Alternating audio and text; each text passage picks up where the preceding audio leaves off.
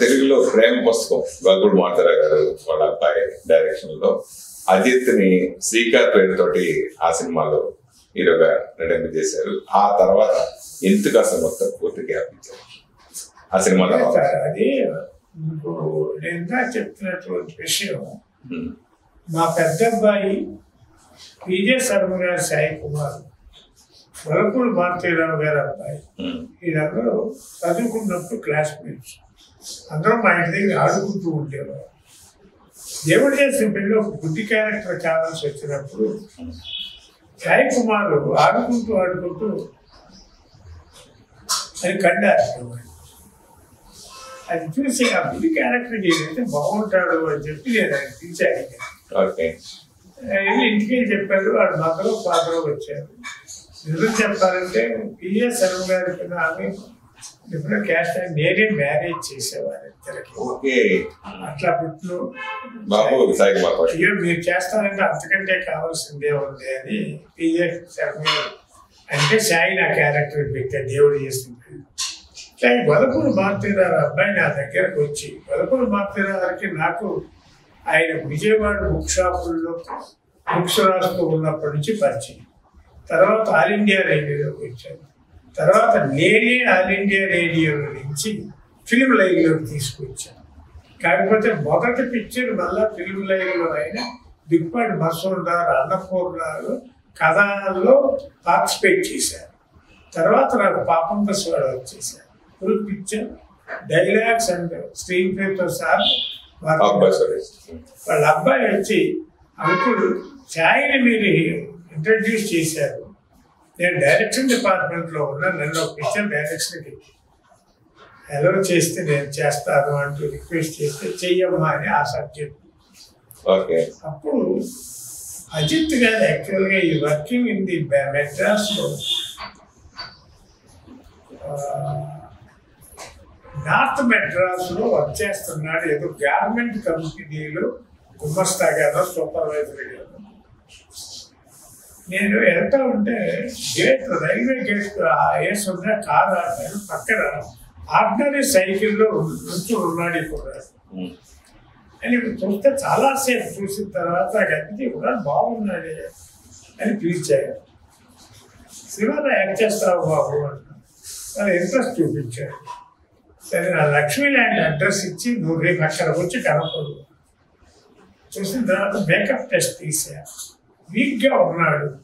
సరే మంచి భోజనం సక్రమైనటువంటి బట్టలో ఇచ్చేస్తే ఎక్కడే చేస్తే బాగుంటాడు అని ఒక 3 నెలలు మీకు గుర్తుండే ఉంటుంది. కాకరాల గారని ఆయనతో డైలాగ్స్ డిక్షన్ ఎట్లా మాట్లాడాలి అని చెప్పి రమణమూర్తి గారు ఉండేవారు, సోమయాజు గారి బ్రదర్. ఆయనతో కూడా కొంత ట్రైనింగ్ ఇప్పించి కేఎస్ రెడ్డి గారు డ్యాన్స్ మాస్టర్ ఉండేవారు. ఆయనతో డ్యాన్సులు నేర్పడానికి ట్రైనింగ్ ఇచ్చి 3 నెలల తర్వాత ఆ సినిమా మొదలుపెట్టాను. దాంట్లో హీరోయిన్ ఎవరో నాకు కుదరదు. ఇప్పుడు రాఘవేంద్రరావు గారు పెళ్లి సందడిలో సినిమాలో హీరోయిన్ ముగ్గురు ఒక అమ్మాయిని పెట్టారు. ఆ అమ్మాయిని నేను ఢిల్లీ యాడ్ ఫిల్మ్స్లో యాక్ట్ చేస్తూ ఉండేది. ఆ అమ్మాయిని తీసుకొచ్చి అజిత్ నిన్న అమ్మాయిని పెట్టి వీడియో టెస్ట్ చేశాను. అజిత్ కంటే కూడా అమ్మాయి ఎత్తు ఎక్కువ, కొంచెం లిప్పిది పెద్దది. తర్వాత వద్దు అని అనుకుని అమ్మాయి కాదనుకుని అక్కడ కర్నల్ ఉంటే ఢిల్లీలో ఒక మిలిటరీ కర్నల్ కూతురు, ఆ కర్నల్ ఎప్పటి పెట్టుకొచ్చాడు. మా అమ్మాయిని ఏదైనా సినిమాలో కానీ యాంకర్గా మీ స్టూడియోలో కానీ చేయకూడదని అప్పుడు ఆ అమ్మాయిని తీసుకొచ్చి చేశాను. ఆ పిక్చర్ పూర్తిలో మారుతీరావు అబ్బాయి శ్రీనివాస్ మీకు తెలుసు కదా, వైజాగ్లో ఇది. తర్వాత మారుతీరావు గారు పిక్చర్ ఆపొద్దండి, మా అబ్బాయి మొదటి పిక్చర్ నేను కంప్లీట్ చేస్తాను అని ఆయన చేశారు. కొన్ని మిస్టేక్స్ జరిగినాయి సార్. దాంట్లో మంచి పాజిటివ్ క్యారెక్టర్స్ ఎక్కువగా నెగిటివ్ షేడ్ మార్చారు మారుతీరావు. దాన్ని నేను కొంచెం అప్డేట్ చేశా. మా ఇద్దరికి క్యూరప్ కుదరలా. దాంట్లో ఆ పిక్చర్ బాగుందా. నేను రాఘవేంద్రరావు గారిని పిలిచి పిక్చర్ చూపించి రాఘవేంద్రరావు దీన్ని ఏమన్నా చేంజెస్ చేస్తానికి వీలు ఉంటుందా సైజ్ చెయ్యాలని. ఏమిటి అన్నారు, పిక్చర్ నచ్చలేదు. అంటే చేంజెస్ చేద్దాం అనే దానికంటే టోటల్గా స్మాష్ చేసి కొత్తగా తెద్దామా ఈ ఆర్టిస్టుల మీద అని అడిగారు రాఘవేంద్రరావు. అంత కెపాసిటీ లేదు రాఘవేంద్రరావు. అయితే ఎట్లా రిలీజ్ చేసేయండి అని. నవైగా ఫిల్మ్ చంద్రశేఖరరావు గారని చెప్పారు చూశారు. వారి అబ్బాయి శశిభూషణ్ అని సినిమాలయంలో ఉన్నారు. ఆయన ప్రభాస్ వీళ్ళందరూ వచ్చి సినిమా కొనటానికని వచ్చి దేవి శ్రీదేవి థియేటర్ ఉంది కదా, ఆ థియేటర్లో పిక్చర్ చూస్తానికి అడిగినప్పుడు నేను ఒక మాట చెప్పాను, సార్ పిక్చర్ నాకు నచ్చదు, మీరు చూస్తున్నారు, మీకు నచ్చితే తీసుకోండి, బట్ నేను ముందు చెబుతున్నా పిక్చర్ బాగోలేదు అంటే చూసి బయటకు వచ్చి నవ్వారు. మీ తీసిన సినిమా అని మీరే నచ్చలేదని చెప్పి మాకు చూపించారు పోతున్నారు, మీకు నచ్చిందండి నవ్వేసి వెళ్ళిపోయాను. ఆ పిక్చర్ బాగా పోదా. తర్వాత ఆ పిక్చర్ షూట్ చేస్తూ ఉండగానే సురేష్ గారు ఇద్దరు తమిళ ప్రొడ్యూసర్స్ వచ్చారు. ఈ అబ్బాయితో మేము తమిళ పిక్చర్ మొదలు రావాలనుకుంటున్నాం, మీకు ఎలా తెలిసి అబ్బాయి, మీ ఫోటోలు అవి చూసామండి పేపర్, ఈ పిక్చర్ ఫొటోస్ బాగుంటాడు ఈ అబ్బాయికి అని అనిపించింది. చేసుకుని అంటే మీకు ఏమైనా అగ్రిమెంట్ ఉందా అండి అబ్బాయితో ఇన్ని సంవత్సరాలు బయట పిక్చర్ చేయకూడదని? లేదండి, మీరు హాయిగా చేసుకోవచ్చు.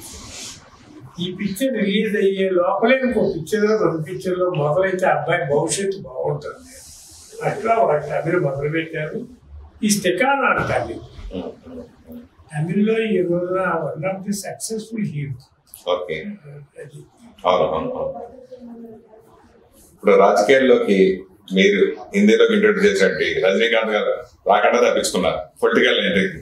ఇప్పుడు మళ్ళీ విజయ్ పొలిటికల్ ఎంట్రీ రావడం, దాని గురించి మీరు విజయ్ ఫాదర్ అండి ఎస్ఎస్ చంద్రశేఖర్ గారు మా కంపెనీలో అసిస్టెంట్ డైరెక్టర్ గా ఒక 4-5 పిక్చర్లు చేశారు. మీరు విజయ్ కూడా సినిమా తీశారు కదా, అజిత్ కూడా విజయ్ కూడా తీశారు, సూపర్ సినిమా తీశారు కదా. ఆయనని మా అబ్బాయిని పెట్టి మీ బ్యానర్ లో పిక్చర్ చేయకూడదా అని చాలా సార్లు నన్ను అడిగారు. అట్లాగే అజయ్ దేవగన్ గారు ఉన్నారు కదా హిందీలో, వీరు దేవగన్ గారు నాకు అందాకాలం స్టంట్ మాస్టర్. వాళ్ళ అబ్బాయిని రోజు తీసుకొచ్చేవారు. కొంతనాడు అజయ్ పెట్టి ఒక హిందీ సినిమా హీరోగా పెట్టి చేయండి అని. ఎందుకో నేను అంతగా ఎక్సైట్ అవ్వలేకపోయా, చేయలేకపోయా. అదేవిధంగా చంద్రశేఖర్ గారు విజయ్ తీసుకొచ్చినప్పుడు కూడా నేను చూద్దామండి అని అన్నానే కానీ చేయలేకపోయాను. రీసెంట్గా నేను యూత్ అని ఒక సినిమా తీసాను తమిళ్లో, ఆ అబ్బాయి హీరో, గుడ్ సక్సెస్. అప్పుడు అబ్బాయి పొలిటికల్లో ఎంటర్ అయ్యారా నాకు తెలియదు. రజనీకాంత్ గారు పాలిటిక్స్ లోకి వస్తున్నారని నాకు తెలిసినప్పుడు ఒక 10 years బ్యాక్ నేను రజనీకాంత్ గారితో కలిసి అన్నా, మనం పాలిటిక్స్ దానికి సూట్ అవ్వేమో రజనీ గారు, ఒకసారి ఆలోచించుకుని దిగండి అని. ఆయన హెల్త్ బాగుండలేకపోతున్నారా, నేను ఆలోచిస్తున్నా వద్దనుకుంటున్నాను అన్నారు. అయితే గుడ్ డేషన్ తర్వాత నాకు ఫోన్లో చెప్పారు డేషన్ తీసుకున్నాను అని. వెరీ గుడ్ డేషన్ అండి, థ్యాంక్స్ ఫర్ యూ, నేను మీకు థ్యాంక్స్ చెప్పాలి అన్నారు. అంటే కొంతమంది మనస్తత్వాలు వరకే సూట్ అవుతాయి. పాలిటిక్స్కి రజనీకాంత్ గారు, నేను అమితాబ్ గారు ఎంపీగా నిలబడేటప్పుడు కూడా రాజీవ్ గాంధీ గారి కంగ్రాచులేషన్స్ చెప్పారు. నేను కూడా 3 months నేను అలహాబాద్ కాన్స్టిట్యున్సీలో పనిచేశాను ఆయనతో కూడా, ఆయన సక్సెస్ కోసం. కానీ అంటూ ఉండేవాడు, మీ మెంటాలిటీ పాలిటిక్స్ సూట్ అవ్వదండి ఏ అనేవాడు. ఏమంటే 100 మంది బయట నిలబడి మీకోసం వెయిటింగ్ లో ఉన్నారు, చలి అని చెప్పి మీరు రూమ్ లో కూర్చుంటున్నారు. మా హీరో గారు ఉన్నారు సౌత్ లో, ఎన్టీఆర్ గారు, ఎంత ఉన్నా కానీ బయటకు వచ్చి ఒక మదర్ చక్కలో ఉన్నటువంటి సెంటిమెంట్ తీసుకుని ఆయన చేతి కూడా తీసి ముక్కు తుడిచేవారు, ముద్దెట్టుకునేవారు. పబ్లిక్ లో ఆయనకు వచ్చినటువంటి ఆదరణ రావాలంటే మీరు కూడా వచ్చి ఆ సెంటిమెంట్ అని తీసుకుని అట్లాంటి పనులు చేస్తే పబ్లిక్ యాక్సెప్ట్ చేస్తారు.